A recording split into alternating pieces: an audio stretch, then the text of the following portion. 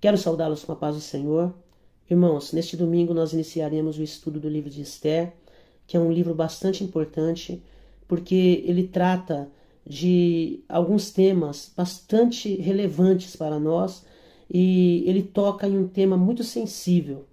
A primeira coisa que nós vamos estudar em Esther é a providência de Deus, como Deus é providencial e como Deus ele nunca falha. E nós vamos também falar de um tema bastante sensível em Esther, na continuidade desta lição. Vamos aqui, irmãos, para o primeiro tópico da nossa lição, a organização do livro. Como que o livro está organizado? O livro ele faz parte de um conjunto de 5 livros curtos que são lidos anualmente pelos judeus. Esses 5 livros são Cantares, Eclesiastes, Lamentações, Ruth e Esther. Também as características literárias. É importante frisar que o livro ele tem 10 capítulos e nesses 10 capítulos nós vamos estar aqui conhecendo os seus principais personagens, né?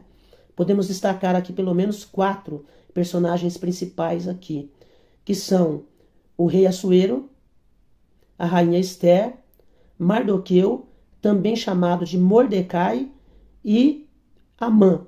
Então esses 4 personagens, eles vão ser bastante citados no livro. E o livro, ele foi escrito por volta do ano 460.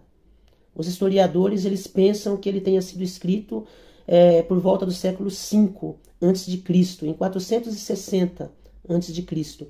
Então, no caso, 5 anos após a morte do rei Assuero, porque Assuero morre em 465.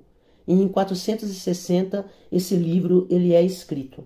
Vamos, irmãos, para o contexto histórico, no tópico 2, porque é muito importante nós entendermos o contexto histórico deste livro, para nós entendermos o que está acontecendo aqui.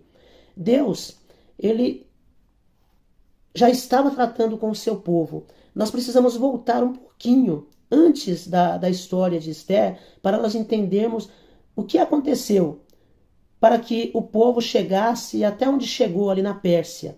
Deus, ele começou a tratar com o seu povo no ano 722 a.C. Em 722 a.C., Israel cai perante a Assíria, o Império Assírio. E o Império Assírio ele leva o povo de Israel cativo para a sua terra.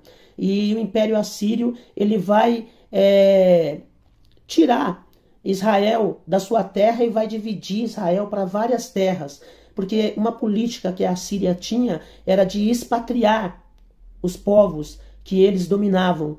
Essa era uma política tanto dos assírios quanto dos babilônicos. Eles expatriavam os povos, eles tiravam os povos das suas terras e colocavam em outras terras. Então, a Assíria, em 722, ela vai levar Israel cativo. Entenda que isso é sob permissão de Deus. Oséias está sendo aí o último rei de Israel. O reino de Israel, ele teve 19 reis. Começou, aqui eu estou falando do reino dividido. Ele começa com Jeroboão, o reino dividido, né? Porque o Reino Unido, lembrando um pouquinho, o Reino Unido durou 120 anos. O Reino Unido ele foi composto por Saul, Davi e Salomão, cada um reinando 40 anos. Mas aí depois o reino se dividiu, por causa do pecado de Salomão, a maneira como ele agiu, o reino se dividiu. Se dividiu entre Reino do Sul e Reino do Norte, ficando o Reino do Norte com 10 tribos. E aí Jeroboão é aquele que vai se levantar e reinar sobre o Reino do Norte. E de Jeroboão até Oséias, que é o último rei do Reino do Norte, são 19 reis. Irmãos, uma coisa muito importante que nós devemos falar aqui é que esses reis, os reis do Reino do Norte, nenhum deles eram tementes a Deus, nenhum deles foram tementes ao Senhor. Todos eles caíram em pecado contra o Senhor, se afastaram de Deus.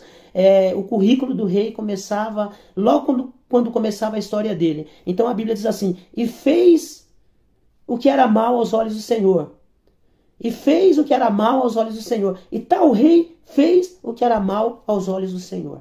E assim foi a história dos reis de Israel. Porém, no Reino do Sul, não. O Reino do Sul, composto pela tribo de Judá e a tribo de Benjamim, foi um reino que teve reis maus? Teve, mas teve reis bons também. E com certeza, se eu citar alguns nomes aqui, você vai se lembrar de alguns reis aí que foram reis tementes ao Senhor. Por exemplo, Josafá era rei. Rei de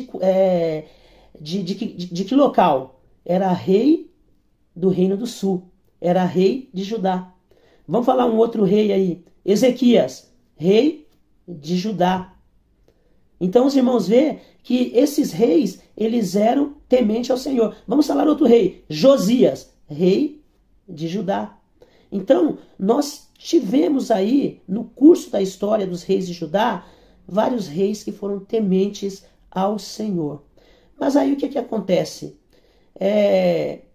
Deus começou a tratar com o seu povo. Tratou com o reino do norte em 722, permitindo que ele fosse levado cativo pela Assíria.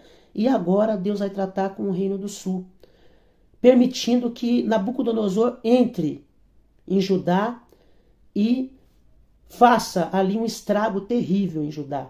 São 3 incursões que Nabucodonosor faz em Judá. Ele demora pelo menos 20 anos para fazer o que ele tem que fazer ali em Judá, né?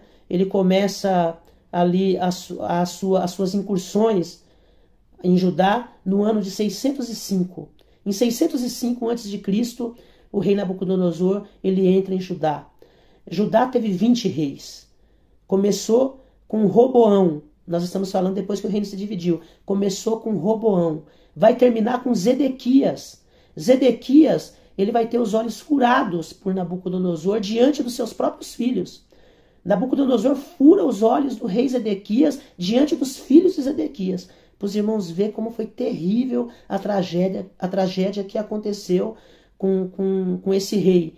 Por causa dos pecados que foi acontecendo, que foram aumentando, e Deus foi se desagradando do povo, até que chega uma hora que Deus fala que vai entregá-los. Por quê? Porque era Deus que estava tratando. Era Deus que estava fazendo isso. Eu vou ler aqui, pelo menos, vamos ler alguns versículos aqui, para os irmãos verem que Deus fala de 4 coisas pelas quais Deus vai agir para trabalhar no meio do povo e como meio de punição em relação ao seu povo. Jeremias capítulo 15, verso 1 ao 4, e eu vou ler rapidamente porque essa lição ela tem muitos detalhes. Jeremias capítulo 15 e o verso 1 ao 4, diz assim: Disse-me, porém, o Senhor, ainda que Moisés e Samuel se pusessem diante de mim, não seria a minha alma com este povo. Lança-os de diante da minha face e saiam. E será que quando te disserem, para onde iremos? Dir-lhes-ás, assim diz o Senhor, os que são para a morte, para a morte. Os que são para a espada, para a espada. Os que são para a fome, para a fome. E os que são para o cativeiro, para o cativeiro. Porque eu os visitarei com 4 gêneros de males, diz o Senhor, com espada para matar, e com cães para os arrastarem, e com aves do céu e os animais da terra para o devorarem e os destruírem. Entregá-los-ei ao desterro em todos os reinos da terra. Agora a causa, por causa de Manassés, filho de Ezequias, rei de Judá, por tudo quanto fez em Jerusalém. Então, o ponto culminante para que Deus deixasse que o seu povo fosse levado em cativeiro foram os pecados de Manassés. Agora, irmãos, vamos entender que o povo foi levado em cativeiro. Mas quem estava tratando com o povo? Deus. Quem trata com o seu povo? Deus. Agora vai se levantar um novo rei. Babilônia está reinando agora. Nabucodonosor, ele entra ali em Jerusalém. Ele consegue destruir Jerusalém. Na primeira leva, ele leva os filhos das principais famílias de destaque de Jerusalém. Nessa primeira leva vai Daniel, Ananias, Misael, Azarias. Aí na segunda leva, essa primeira leva foi em 605 a.C. Na segunda leva, ela vai se dar em 597 a.C., 8 anos depois. Na segunda leva, Nabucodonosor leva 10.000 pessoas, conselheiros do rei, nobres, príncipes, tudo é levado para a Babilônia. Ele leva para a Babilônia. Ele faz um estrago total ali em Jerusalém. Mas aí vem a terceira leva. E a terceira leva ela vai se dar em 586 a.C. Na terceira leva, o Nabucodonosor ele entra para destruir Jerusalém. Ele incendeia o templo de Jerusalém. Ele pega os tesouros da casa do Senhor. É justamente nesta incursão que ele faz, que ele pega e vaza os olhos de Zedequias diante dos seus próprios filhos. Ele faz uma devassa ali em Jerusalém e leva o povo cativo para a Babilônia. Mas Deus tinha dito que esse cativeiro duraria 70 anos. E depois Deus julgaria Babilônia. Inclusive Deus, ele tinha dito através do profeta Isaías que levantaria um homem e esse homem se chamaria Ciro. E Ciro seria o libertador, aquele que viria para libertar o povo de Israel. Olha, irmãos, existem coisas que são tremendas. Algumas coisas que nós aprendemos aqui no livro de Esther, né? Algumas coisas que nós aprendemos aqui. Primeiro, o indiscutível controle de Deus sobre a história. Deus ele tem o controle total da história, sobre todos os eventos da história, né? Essa é uma das coisas que nós aprendemos. Segundo, a proteção incondicional de Deus sobre o seu povo. Deus protege o seu povo. O povo de Deus estava no cativeiro, mas Deus não tinha se esquecido do seu povo, né? E depois nós vamos falar de uma outra coisa ainda. Qual é o tema sensível aqui que nós queremos tratar com os irmãos do livro de Esther? Primeiro é a providência de Deus. Segundo, é que se levanta, irmãos, um homem para destruir o povo de Deus. Então, nunca tinha se ouvido falar isso na história.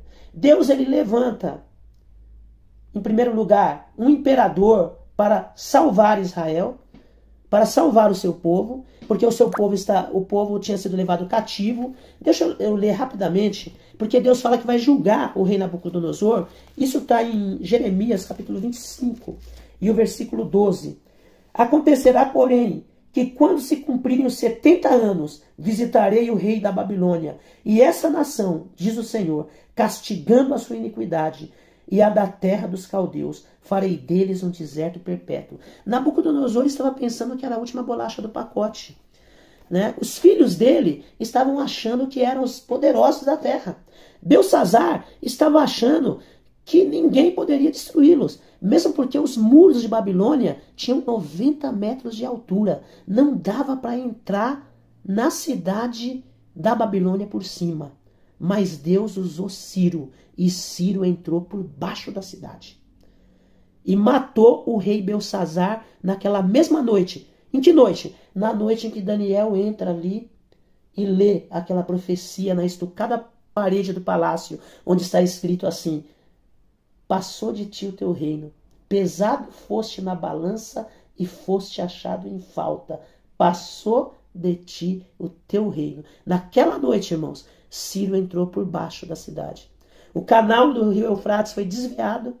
Ciro entra por baixo da cidade.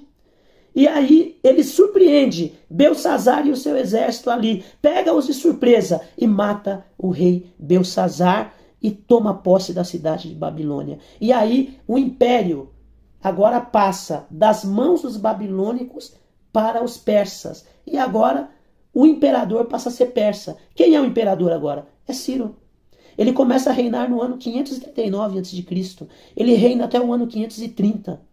Logo no segundo ano do seu reinado, no ano 538, ele permite que os judeus voltem. Glória a Deus. Que os judeus voltem para Jerusalém. Então muitos voltam para Jerusalém. Mais de 40.000 judeus voltam para Jerusalém. Mais de 7.000 servos voltam para Jerusalém sob a liderança de Zorobabel. Quase 50.000 judeus, dando um número aí de quase 50.000, eles voltam para Jerusalém. Isso acontece logo no segundo ano do rei Ciro, do imperador. E Isaías tinha profetizado isso 150 anos antes de Ciro nascer. O Senhor falando assim: assim te diz, ó Ciro, aleluia. O Senhor chama Ciro pelo nome, irmãos. 150 anos antes de Ciro nascer.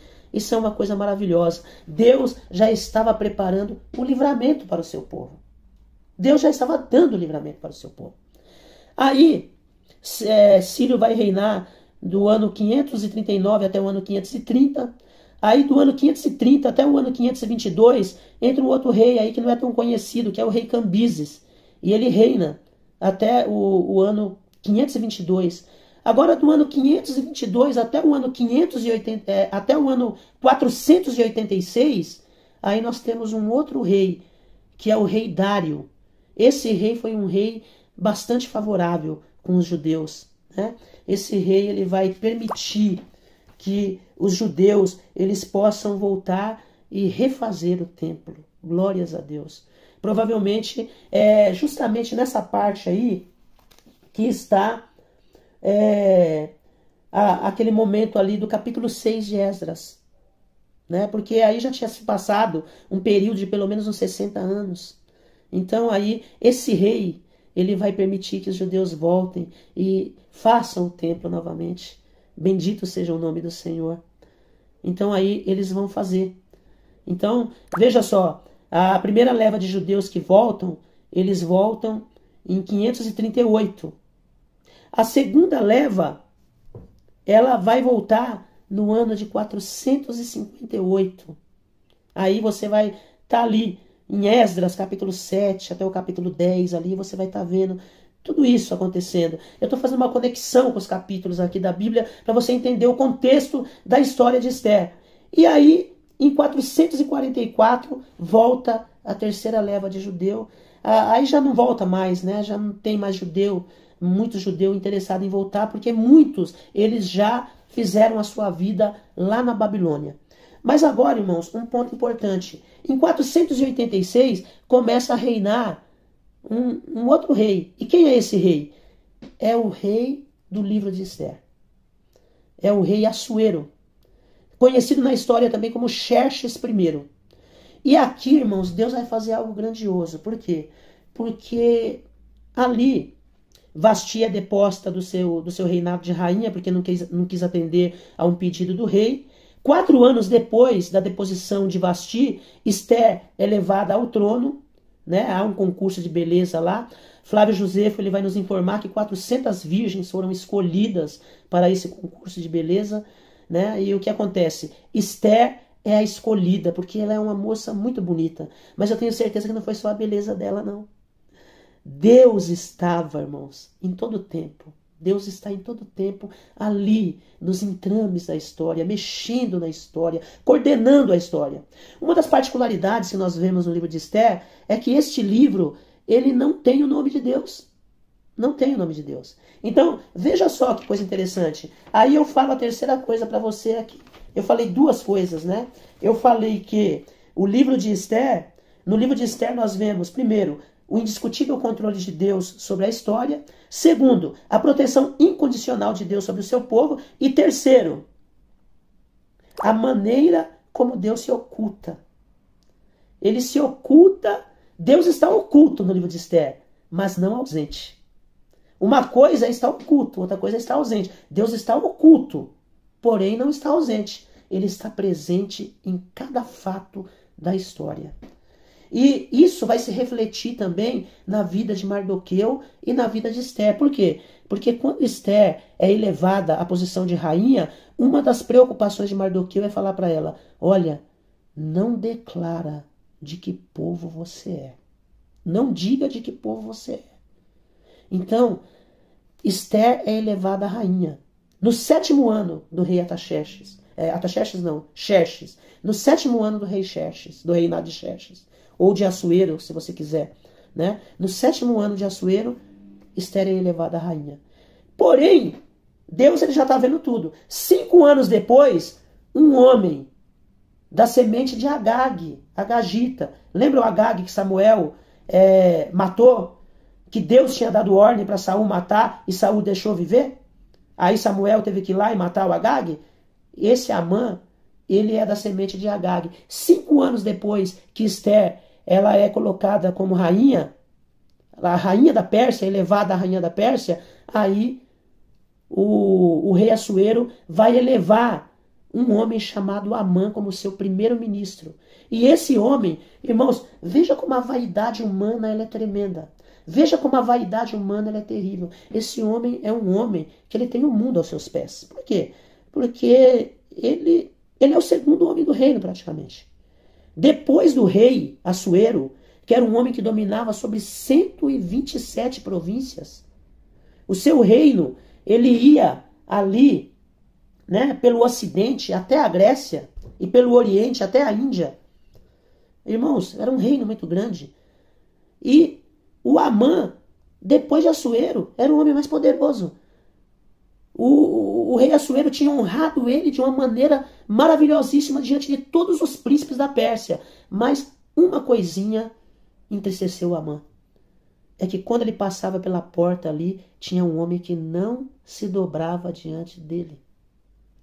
E eu tenho certeza que esse homem não se dobrava diante dele, não era para fazer pirraça. Era simplesmente porque esse homem tinha a sua fé. Esse homem cria no Deus verdadeiro, no Deus que se oculta, mas está presente.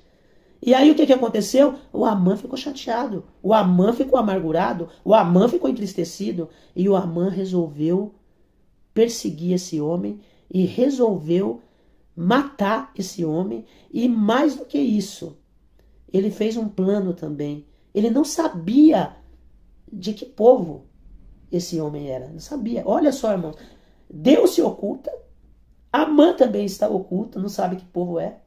A rainha Esther, que é a rainha do Amã não sabe que ela é judia, mas o Amã, ele faz um plano lá e ele apresenta ao rei.